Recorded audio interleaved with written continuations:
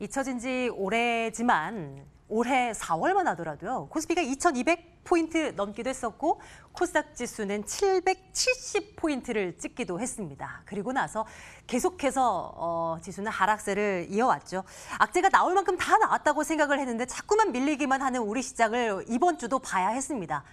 뭔가 나라 안팎으로 무언가가 안 좋다라는 것일 텐데요. 뭐가 문제인 것인지 이분과 함께 오늘은 경제 전반에 대한 진단을 좀 내려볼까 합니다. 숙명여자대학교 경제학부 강인수 교수와 함께 말씀 나누겠습니다. 교수님 어서 오십시오. 네, 안녕하세요. 예, 안녕하십니까. 먼저 이제 우리 경제에 대한 진단 먼저 내려봤으면 좋겠어요. 어제 이제 그 경제 성장률 발표되지 않았습니까? 네. 1분기 때 역성장했고 2분기에 1.1% 성장 이거 나오면서 신문 기사들 보니까 7분기 만에 최고치다 이런 뭐 기사들이 나와요.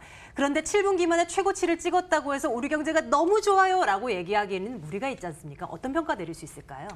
그렇죠. 지금 말씀하신 것처럼 뭐 7분기 만에 최고치 1.1%뭐 이렇게 나오긴 했는데 그 내용을 좀 들여다보면은 이게 이제 전기 대비로 해서 온 거기 때문에 네. 기본적으로 지난 분기에 이제 마이너스 0.4% 였거든요. 그래서 기저 효과가 상당히 있었기 때문에 워낙 떨어진 데서 조금 올라온 거라서 이제 상승폭이 큰 것처럼 보인 게 첫 번째고, 또 한 가지는 그 내용이 민간 부분에 있어서 어떤 투자라든가 뭐 순수출 기여도 이런 부분이 그건 마이너스고요. 네. 사실 이제 정부의 성장 기여도가 1.3% 정도이기 때문에 사실은 정부가 이제 그 정부 지출을 좀 조기에 집행을 해서 상반기에 한 60% 정도 지금 정부 지출할 거로 예상이 되거든요. 그래서 그거가 이제 2분기에 집중적으로 많이 풀려서 네. 그래서 이제 성장률이 좀 올라간 거기 때문에 내용적으로 보면은 사실 뭐 그렇게 반등을 하는 뭐 이런 조짐이 보인다 이렇게 보기는 좀 어려운 것 같습니다. 지금. 그렇죠. 예. 그러다 보니까 이제 문제는 앞으로가 되는 거 아니겠습니까? 그렇죠. 뭐 3분기에 뭐 조금이라도 더 나아지고 4분기에 조금 더 나아지고 이러면 좀 희망차다라고 생각이나 해볼 수 있겠지만은 지금 놓여있는 상황을 냉정하게 생각해 보면 당장 일본 정부만 보더라도 수출 규제에 대한 압박을 계속 강하게 뭐 뻗어 나가고 있는 상황이고 이 지금 상태로 화이트 리스트 대상에서 우리가 이제 제외되게 된다면 정말 실질적으로 우리 경제에 타격이 진짜로 있는 걸까 하는 좀 걱정이 됩니다. 어느 정도의 악영향이 예상이 될까요? 이게 가늠은 할 수 있을까요? 이제 일단은 그 7월 들어서면서 그 반도체하고 디스플레이 그 소재 관련된 거 세 가지 품목을 지금 수출 규제를 하고 있거든요. 예. 그리고 추가로 이제 화이트리스트에서 제외를 하는 내부 절차를 밟고 있기 때문에 빠르면은 뭐 다음 달 중순 한 광복절 전후에서부터 시행이 될 가능성이 있고, 그 대상 품목이 지금 뭐 전략 품목으로 해서 한 1,100개 정도가 언급이 되고 있거든요. 네. 근데 이제 그거를 뭐 당장에 수출을 뭐 금지한다 이런 건 아니고, 우리가 이제 그 절차상에 상당히 좀 빠르게 통관 절차나 뭐 수출 허가 이런 거 별로 필요 없이 하던 거를 정부가 일본 정부가 나서서 좀 지켜보고 자기네가 어떻게 보면 이제 자의적으로 이걸 좀 시간을 끌 수도 있고 또 수출을 못하게 할 수도 있고 이런 가능성이 있기 때문에 피해 정도가 지금 사실 가늠하기는 어렵죠. 그런데 이제 단기적으로 보면은 반도체 중심으로 봐서는 이제 공급 과잉됐던 부분이 그런 일본의 수출 규제로 일부 이제 해소돼서 어떻게 보면 금년 들어와서 반도체 가격이 한 반토막 났는데 그게 조금 그 해소돼서 반등하는 기미를 보이긴 네. 해요. 네. 근데 이제 중장기적으로 가면은 상당히 좀 어려울 가능성이 반도체 디스플레이 더 넓게 이제 IT 중심으로 해서 타격이 예상이 되죠. 그래서 네. 이게 길게 가면 참 곤란해진다. 뭐 이런 얘기는 할 수 있을 것 같습니다. 그렇죠. 뭐 우리 기업뿐만이 아니라 일본도 그렇고 뭐 전 세계적으로 의 영향도 뭐 간접적인 직간접적인 영향도 네. 불가피한 그런 상황으로 보여집니다. 뭔가 원만하게 좀 해결됐으면 참 좋겠지만 이게 또 막 쉽지만은 않아서요.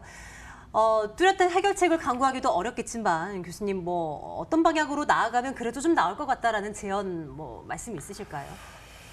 지금 이제 돌아가는 거를 보시면은 일단 일본이 그 사실 이제 강제징용 문제에 대법원 판결 내린 걸 가지고 보복을 한 건데 사실상 그걸 또 이제 아니라고 우기면서 통상 문제하고 결부를 지어서 사실상의 통상 문제하고 그걸 엮으니까는 국제적으로 비난을 받아 마땅한 이런 행동을 하고 있는데 우리가 이제 대응하는 방식이 지금 아시겠지만 이제 어떻게 보면은 감정적으로 대응을 너무 한다든가 이런 거는 사실 모르겠어요. 그러니까 속은 시원할지 몰라도 이게 냉정하게 보면 이제 과연 뭐 우리한테 도움이 되나, 일본한테 우리가 정말 많은 타격을 줄 수 있나, 또 준들도 우리한테 뭐가 도움이 되나 이런 거를 좀 생각을 해볼 필요가 있거든요. 네. 그래서 사실 이제 많이 언급이 되는 게 98년도에 김대중 대통령하고 이제 오부치 수상하고 얘기했던 오부치 선언이라는 게 있는데 그때도 사실은 뭐 역사 왜곡이니 뭐 독도 문제니 위안 문제니 가지고서는 김영삼 대통령은 뭐 버르장머리를 고쳐주겠다 이런 식의 발언을 한 적도 있었는데 네. 그거를 이제 상당히 어떻게 보면은 좀 선도적 내지는 좀 통 크게 그걸 이제 합의를 이끌어냈거든요. 그래서 그런 부분이 지금 우리가 좀 어떻게 보면은 뭐 이렇게 뒷북치는 듯한 모습을 보일 수도 있지만은 지금이라도 우리가 사실은 좀 더 상호간에 윈윈할 수 있는 방향의 솔루션을 지금 찾아 나가야 되는 거지. 그럼요. 네. 지금 뭐 서로 갈 때까지 가보자 이런 식으로 해서 달라질 게 득을 볼 게 사실은 많지는 않은 것 같습니다. 그리고 우리가 지금 문제가 되는 게 핵심 그 반도체 의존도가 수출 의존도가 22% 정도 되는데 여기 우리가 메모리 말고 이제 시스템 반도체라고 해서 비메모리 분야에 상당히 중점 투자해서 그쪽이 부가가치가 크기 때문에 나가려고 하는데 일본이 거기에 이제 태클을 걸기 시작하면은 우리 입장에서도 지금 뭐 이 자급이 잘 안 되는 상황에서 이거를 수입선을 전환한다든가 자급도를 높인다든가 이런 거 하는 데는 시간이 지금 상당히 그럼요. 걸릴 수밖에 없는데 네.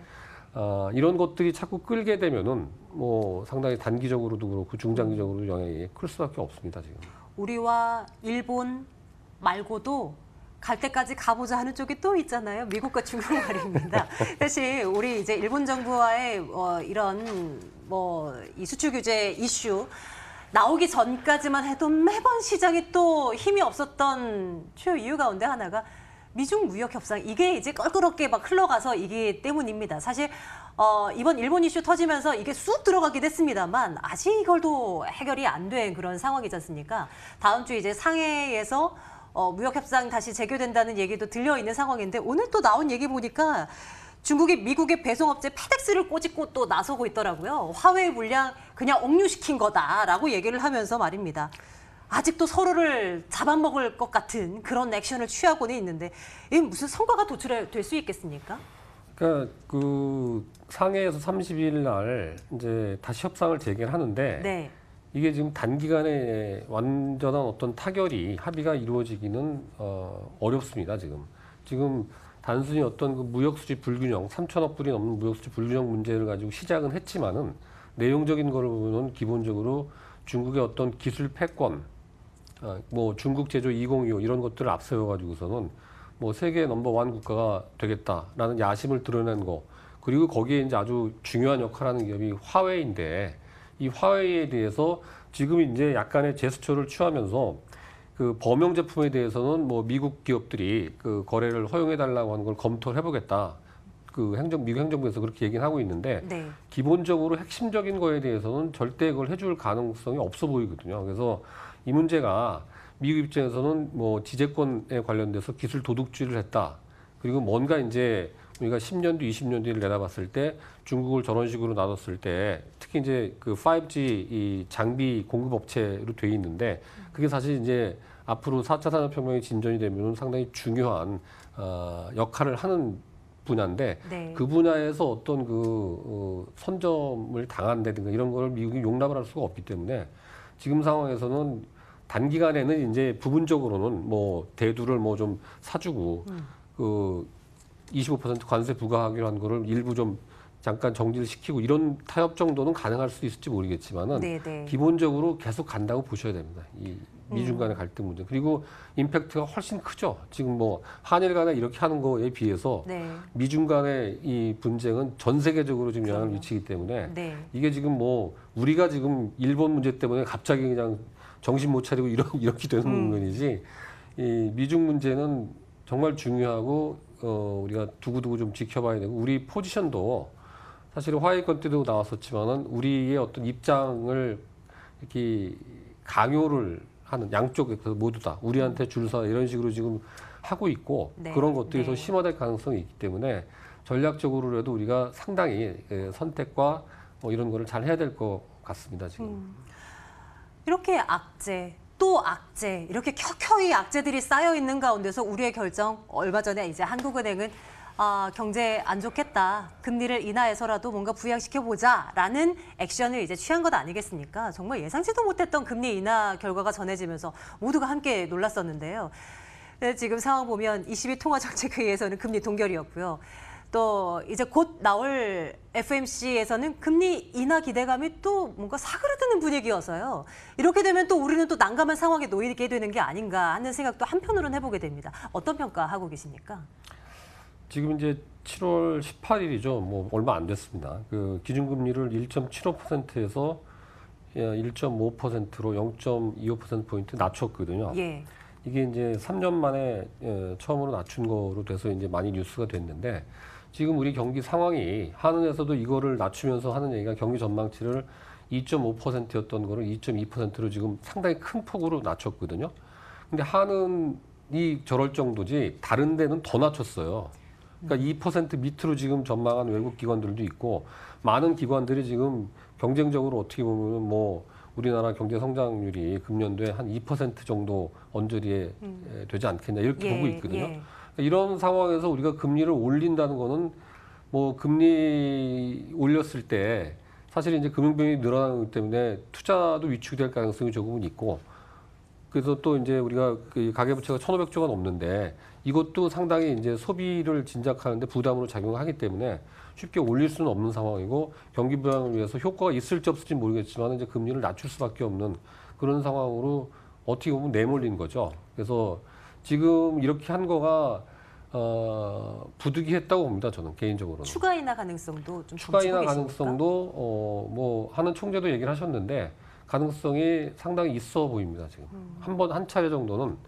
근데 이제 우리가 미국하고의 금리 격차가 1%포인트 이상 벌어지면 이제 여러 가지 자금 이탈 등등의 네. 우려가 있기 때문에 걱정을 하고 있는데 지금 이제 미국도 한 차례 낮췄었고 지금 이제 뭐 추가적으로 낮추는 거를 지금 홀딩하고 있는 이런 상태이긴 네, 한데 네. 아직까지 이제 1%포인트 넘게 벌어지지는 않았거든요. 그래서 여러 가지 고려를 해봤을 때 금리 인하 효과가 기대만큼 이제 경기 부양 효과가 나타날지는 모르겠지만은 지금 상황에서는 뭐 어떤 그럴 개연성이 상당히 높아 보입니다. 제가 보기에는. 예. 한 1분가량, 1분 채 안 남은 시간이 있는데요. 우리 경제, 하반기 경제에 대한 뭐 전략, 전망이라 할까요? 간략하게 좀 정리를 해 주신다면요. 하반기 경기 전망은 뭐 그렇게 좋게 보지는 않습니다. 지금 예. 0.8%, 9% 정도 성장 전망을 하고 있는데 지금 이제 무엇보다도 우리가 필요한 게 이런 대외적인 여건이 불확실하고 나쁘기 때문에 뭔가 대내적으로 투자를 촉진할 수 있는 여건을 조성하는데 상당히 좀 힘을 쏟아야 될 것 같아요. 그래서 예를 들면 이제 대표적인 게 규제 관련된 것들 많이 논의하는데 네. 그게 차제 그리고 뭐 자립도 같은 거 높이는데도 뭔가 이제 연구개발이나 또 그게 얼마나 효과가 있을지 모르겠지만 화관법 같은 것도 얘기가 많이 나오는데 이런 전반적인 규제 그리고 서비스업 이런 쪽에 좀 신경을 많이 써야 되는 이런 상황인 것 같습니다. 지금 우리 입장에서. 예. 전반적인 우리 경제 그리고 더 나아가서 또 세계 경기에 대한 이야기를 좀 간략하게 말씀을 나눠봤는데요. 또 추후에 시간을 좀 내서 교수님과 함께 또 심도 깊은 이야기 나눌 시간이 좀 마련이 됐으면 좋겠습니다. 숙명여자대학교 경제학부 강인수 교수님과 함께 말씀 나눴고요. 저희도 여기서 함께 인사드리겠습니다. 고맙습니다. 예.